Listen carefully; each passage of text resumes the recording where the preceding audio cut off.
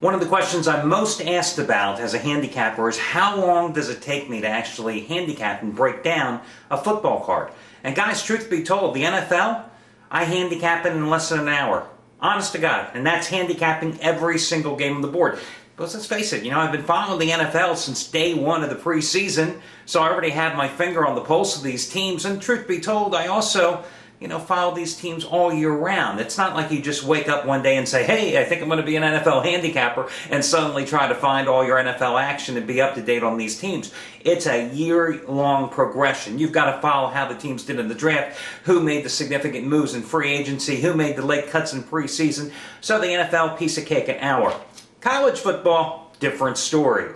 College football, it takes me anywhere on a standard 35 to 40 game card, probably about 2 hours, 2.5 hours to break down all the games, and then to isolate a handful of games that I really like. And from there, it usually takes me another couple of hours, because then, let's say I like XYZ team. I will then go and look at every single thing that I can scour the internet for that team. I'll look at all the beat writers' reports in the local newspaper for both teams on both sides of the matchup.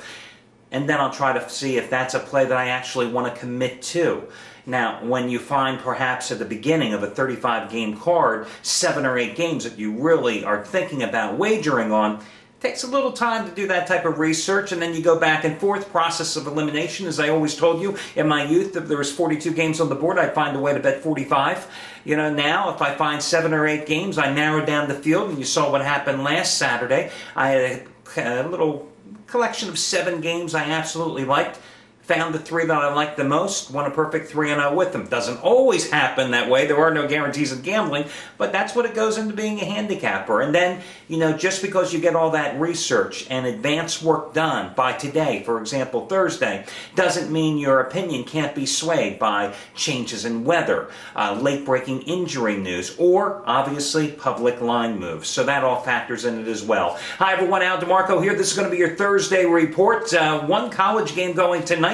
On TV, you've got Cincinnati at NC State. Going to talk about that game in just a moment and also give you a free pick regarding it, because in baseball tonight, it's a short card. There is not one single baseball game that you could pay me to bet on tonight, nor would I give you a free play on this lousy card either.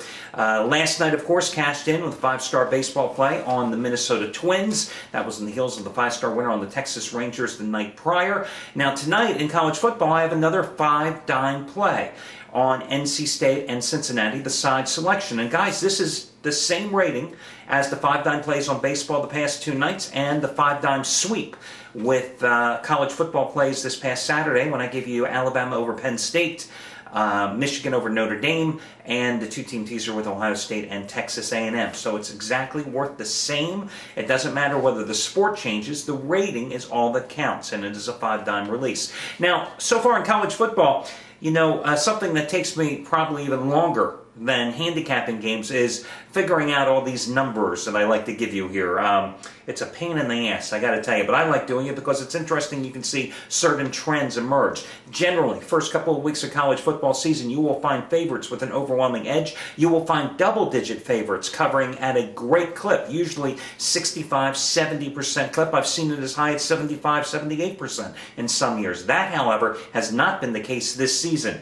So far, through 2 weeks of college football action, just to give you a rundown of all the numbers. At this point, the favorites are just 41, 37, and 2. That's home favorites, road favorites, neutral site favorites. 4 games over 500, the favorites are. And what I always tell you guys, if the favorites are barely covering or the dogs are barking more frequently than the favorites, only 2 things are happening, and they're both bad. That means sports books are making a lot of money and gamblers are losing their shirts.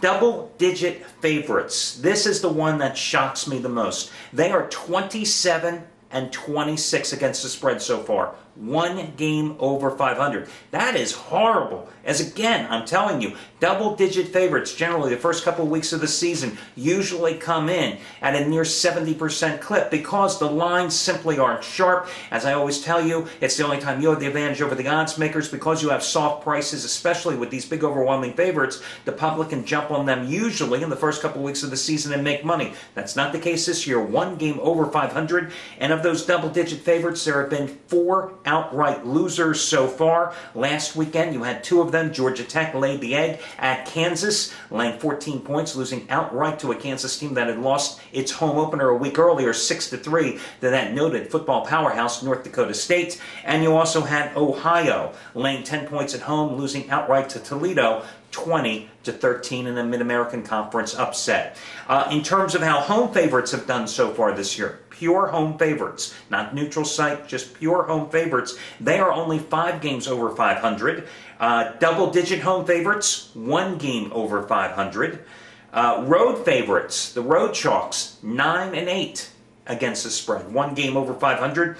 And double-digit road favorites, 5-5, break even versus the spread. So that's your numbers, your recap for college football. Let's get to tonight's game, Cincinnati and North Carolina State. Now, Cincinnati, of course, 2 Saturdays ago, opened up at Fresno State, was competitive for about a quarter and a half, and then got their doors blown in as Fresno State rolled 28-14 in that contest. Biggest problem in that game for the Bearcats, the 2-time defending Big East champions, their offensive line can afford no protection to their quarterback, Zach Collaros, who, of course, last year, when Tony Pike was in and out of the lineup because of injuries, not only played in every single game, but started 4 games, so he has veteran experience. So far in that Fresno State game, he was sacked 6 times. He's been sacked 8 times in 2 games. Now, Cincinnati did rebound last week with a 40-7 rout of one of the cupcakes on their schedule, Indiana State. As for NC State, they opened up with a blowout win against Western Carolina. Then they went to Central Florida in a game playing in revenge last Saturday, and they took care of business, winning that game 28-21. It was a 28-7 game in the 4th quarter. But this is a North Carolina State team that relies on the strong arm of Russell Wilson. And this is a guy who, maybe it's because he played some off-season baseball in the Colorado Rockies minor league system, was not sharp at Central Florida, completing just 10 of 30 passes for 105 yards. This is a guy, if you're not familiar with him, not only a very strong passer, he has 53 touchdown passes versus just 12 interceptions over the past 2.5 seasons. They heed their victory at Central Florida because the Knights turned the ball over 5 times in that contest. In terms of ATS trends, you know, it's conflicting trends. NC State 5-17 against the spread as a home favorite since the 2003 season. 5-17.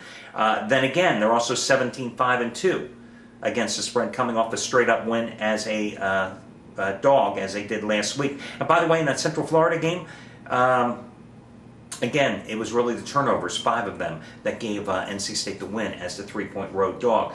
Now, the one number I think that is worth focusing on tonight is the total. It's sitting anywhere from 54 to 55.5 points. I think that these 2 teams will get it going here offensively tonight. I think both teams have plenty of holes defensively. Remember, Cincinnati couldn't stop anybody last season. Their pass defense was awful. They only had 2 starters back from that group, and that's probably a good thing, all things considered. NC State hasn't been able to stop anybody on the ground particularly, nor generate much of a pass rush in the last 2 or 3 years. They're playing a much more aggressive style of defense, trying to force turnovers, trying to put the pressure on quarterbacks, but that also leaves them quite susceptible to teams that can strike quickly and to teams that have very dynamic quarterbacks like Zach Collaros, who not only can throw the ball, but is an exceptional runner as well. So I think you play this one over the posted price. Over the posted price, that would be a free pick, and I will catch you again. I'll catch you again, but by the way, just wanted to tell you, make sure you look at the homepage here, the homepage of the site that you're watching this video on. You know, today, doing a radio show, along with Steve Budin, the CEO of the company, talking about all your NFL games for Sunday. And guys, if you want to give a call, you'll see the times that you can call and the 800 number you can call. If you've got any particular questions about any of your Sunday NFL games, you want to talk to me? I'm here, guys. Give me a call. You'll find all the information on the homepage of the site. Good luck, everybody, and I'll catch you again on Friday.